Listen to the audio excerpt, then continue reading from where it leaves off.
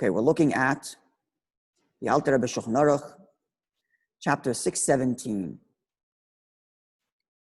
The next two chapters, chapter 617 and 618, are all the laws related to the Gemara we learned over the last week or so, relating to pregnant women and someone who's sick, with respect to eating on Yom Kippur and what the leniencies for them.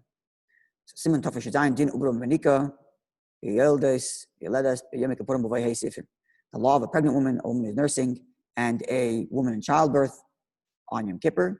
And there are 5 subsections.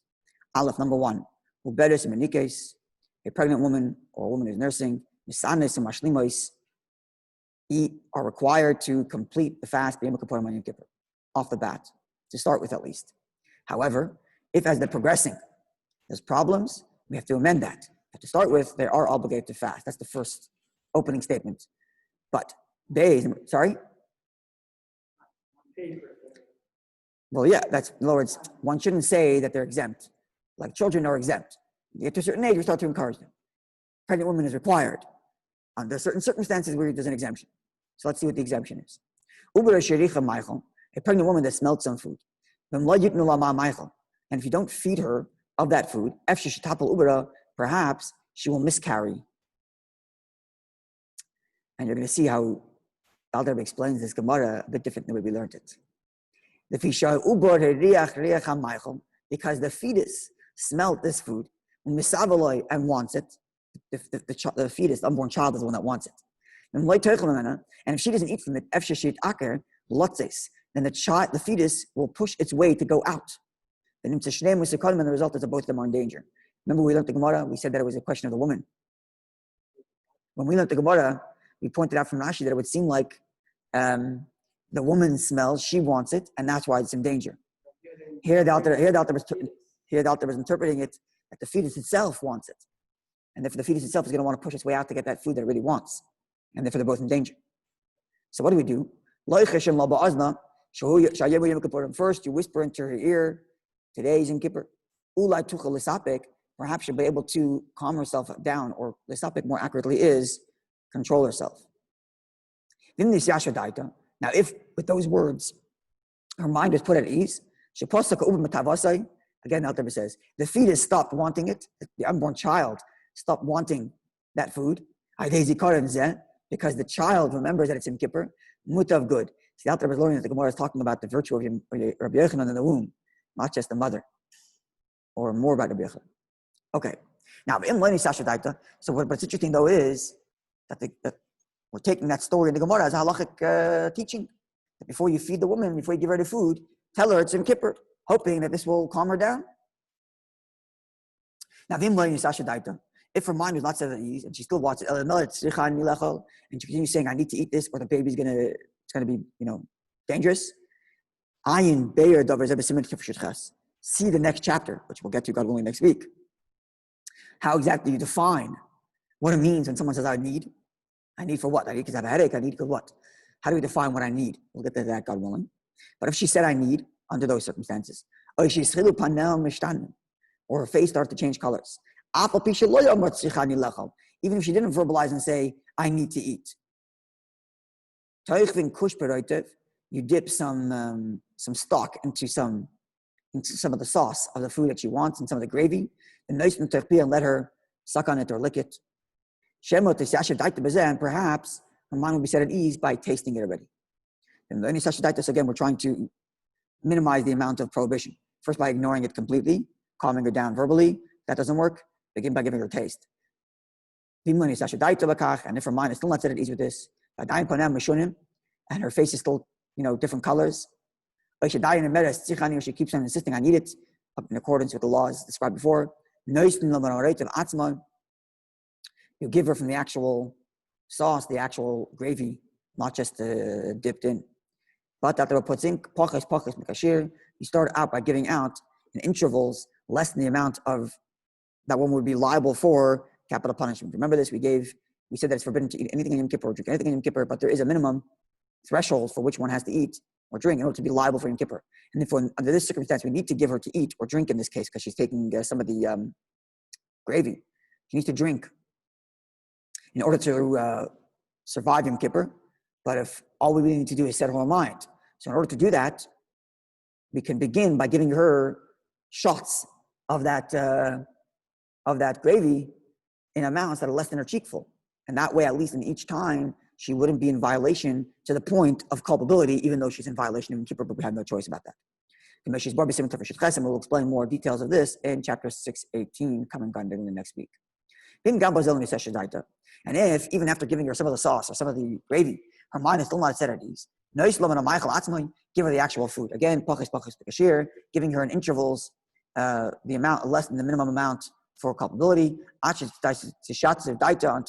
her mind is set at ease. But of course, if she needs to eat all of it right away, then you're not going to make her not eat, because the whole point is that she doesn't come to danger. It doesn't say so, but it would seem to me that yes, it's considered a liquid. I don't think so. I guess we'll have to find out much more in the next chapter, but offhand, my intuition tells me no.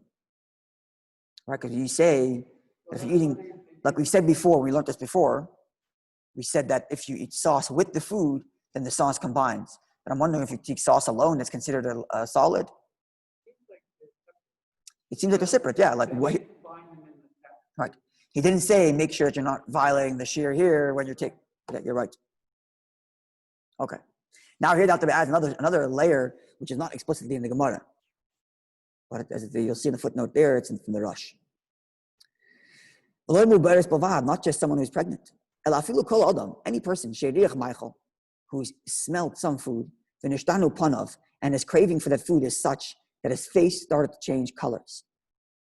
See, I was, when I was reading this, I'm looking at it like, I've never experienced such things. I don't think I've ever seen anybody else experience such a thing, right? But I imagine the reason why we don't experience these things is because of the abundance of food we have. We don't know what it means to crave food truly. We really just don't know what it means. For us, craving food means we crave this one over. We have 8 options, and I'm in the mood of that one. That's the extent of our cravings. But in the old day, when a person who, I don't know, was living for months or weeks on bread and salt and a potato, if they lived in Russia, and then one day they walk on the street and they smell a roast, it can get so deeply and affect them so deeply in their psyche to the point that they must have it. This is just what I'm imagining, because I've never seen anybody experience desire for food from smelling it to the point that they felt the colors in their face changed. I haven't heard of such a thing. I'm sure it exists today also, but it's not something that's common enough to make a whole sections in the Shulchan Aruch about this and whole discussions in the Gemara about this. That's just my guess, but maybe I'm wrong. Anyway, the halacha is that even anybody who smells food to the point that the face changes, he's in danger, this guy. If you don't give him to taste of that food, he's got to be fed on Yom Kippur. Just like you would treat a pregnant woman who is smelling food. The same program. First tell him it's Yom Kippur. If he doesn't calm down, give him to suck on the dipping, then give him the gravy, and then give him the actual food. But if his face didn't change, even if he's insisting, give me, I need it. Don't give him that food because his color isn't changing. There's no real risk here. But when a pregnant woman says, I need it, even if she doesn't say, even if her face doesn't change colors, in that case, you will give her because there's a danger to the fetus. And it would seem to me that that's why the Alter Rebbe changed and said before that the problem is not her, the problem is the fetus. Because if there's a problem with just her, well, let's see her face. If her face looks fine, then she's fine. But if it's a question of the fetus, her face is not going to change colors. And if she's insisting, I need it, my fetus is I'm going to miscarry, then give her. Unlike the guy who's a regular guy whose face isn't changed, he's just insisting he needs it. Unless his face starts to change colors, he doesn't actually need it. Sorry? Yeah, exactly. That's the way it seems like. Okay. However, unless he happens to be sick. Now if he's sick, that's a different story. It's not just that he smelled something and really wants it. He's sick. Then even if he didn't smell anything, but he just said, I need the food. And again, we'll explain chapter 6:18. The next chapter, we'll discuss exactly what qualifies as I need. But if he does actually say that under the right circumstances, with the right qualifications, doctors say he needs to eat. You give him food as much right away as he needs it. In the amount he needs. And therefore, he shouldn't be given first And we don't say first give him to lick the sauce, only with a pregnant woman, or somebody who smelled something to the point that his face is changing colors. Because the person who really wants that food and us, we don't have any measure or estimation to say what's going to work to calm him down. Sometimes the person's mind is settled just with having a little bit of lick of the flavor. Sometimes the person needs to eat fully.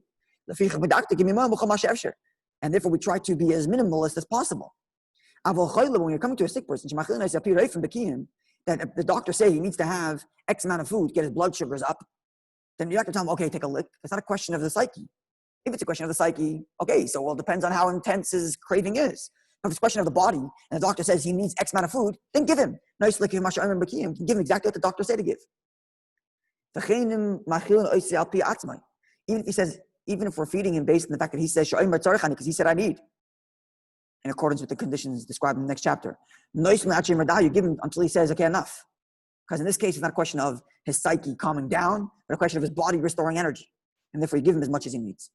And therefore, you don't start off by whispering you don't go to a sick person who doctor says you need to eat, whisper into his ear, hey, it's Yom Kippur, hoping he's going to magically not be sick anymore. He's sick, you got to give him food. If it's a question of a craving, then we can psychologically maybe undo his craving before we actually get to feeding the person. It's a physiological, that's right. That's right. So this is a question of the gravy and licking. But in terms of giving him less than the minimal amount for liability, that we do insist on doing if it's possible, as we'll explain in the next chapter, where depending on how much the person needs and how quickly, it's possible. Doctors will say, okay, every 9 minutes we'll give him a shot of a blended blended smoothie, right? So it's like a dense, high nutrition. So every few minutes we'll give him a shot of that. Doctors say we can do that, then we do so, trying to avoid at least